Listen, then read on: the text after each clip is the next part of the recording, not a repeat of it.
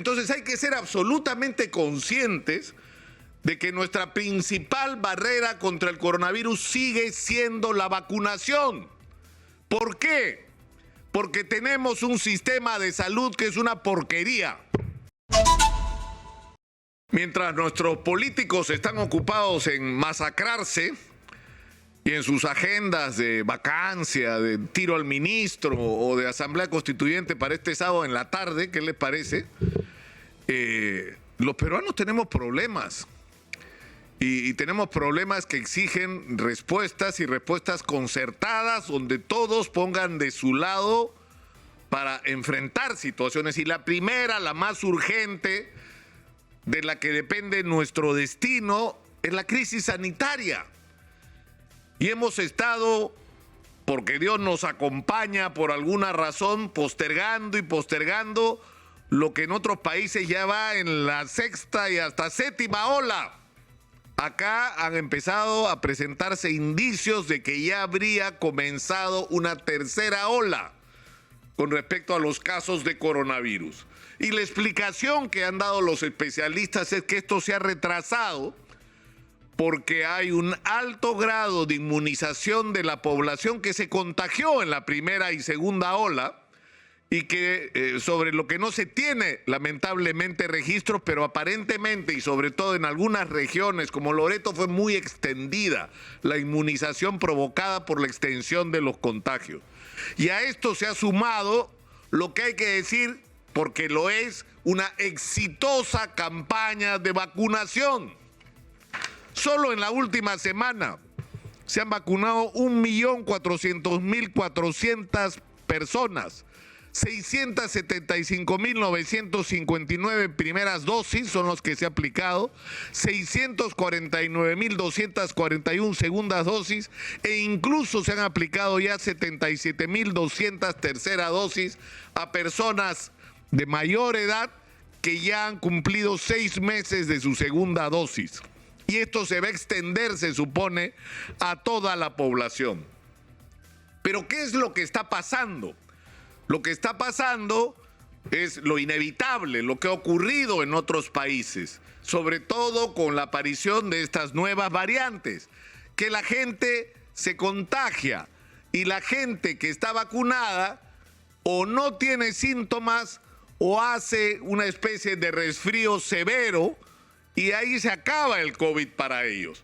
Pero las personas que no están vacunadas y sobre todo aquellas personas que no están vacunadas y son vulnerables porque son obesas, porque son diabéticas, porque son hipertensas, porque tienen algún problema de índole cardíaco o pulmonar, esas personas terminan hospitalizadas, esas personas necesitan unidades de cuidados intensivos y esas personas pueden morir. Y eso es lo que estamos enfrentando. Entonces hay que ser absolutamente conscientes de que nuestra principal barrera contra el coronavirus sigue siendo la vacunación. ¿Por qué? Porque tenemos un sistema de salud que es una porquería. Porque en el Perú faltaban unidades de cuidados intensivos, no por el COVID. Acá mismo hemos reportado casos de niños que se morían en el Perú el año 2018, 2019, porque no habían camas UCI. Un país en el que los equipos no funcionan, los tomógrafos están abandonados. El primer nivel de atención fue prácticamente desmantelado. Y en los hospitales se arrumaba gente que se había torcido un tobillo con gente que tenía derrame cerebral, como una señal de la catástrofe de la salud pública en el Perú, donde la construcción de hospitales fue simplemente un negocio corrupto y miserable para alguna gente que debería ser condenada a cadena perpetua y considerados traidores a la patria. Y si estuviéramos en China, merecerían que lo fusilen por robarle la salud a la gente. Pero ese es el estado en el que nos han dejado la salud pública después de décadas de abandono. Entonces tenemos que ser conscientes que nuestro sistema de salud va a requerir años para reconstruirse, para tener no solamente los hospitales que deberían haber por todo el país, es decir, que cuando te dé cáncer, cuando requieras una operación, no tengas que venir a Lima desde Chumbivilcas, que tendrías que tener allá atención y no tener que venir acá para tener especialistas que atiendan tus males, y que hay que construir un nivel primario de atención que, como digo, fue destruido, que tiene un papel importantísimo, no solo para atender los casos cuando recién se presentan en cualquier enfermedad, sino para hacer medicina preventiva, para que no estemos con la enfermedad, corriéndonos de la enfermedad, sino corriendo nosotros detrás de la enfermedad, para detectarla apenas se presenta, sea cual fuera esta. Entonces, de lo que se trata en este momento es primero de ser conscientes de que hay que respaldar y promover la vacunación masiva. Uno, urgente, que toda la gente que no se ha vacunado se vacune. Tenemos que poner todas las fuerzas en tensión. Todos los medios de comunicación tenemos que comprometernos con esto.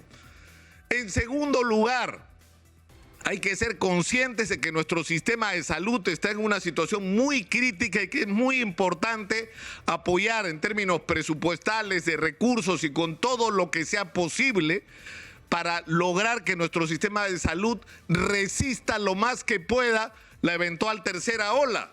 Y para eso se necesita hacer uso de todo lo que tengamos. Primer nivel de atención, que se están haciendo esfuerzos por rehabilitar los centros de salud para detectar tempranamente los casos, para atenderlos apenas ocurren, para atender los cercos epidemiológicos. Pero hay que también, por el otro lado, tomar las medidas de prevención, y eso depende de los ciudadanos, hacer uso de la doble mascarilla, mantener el distanciamiento social, que es indispensable en una circunstancia como esta.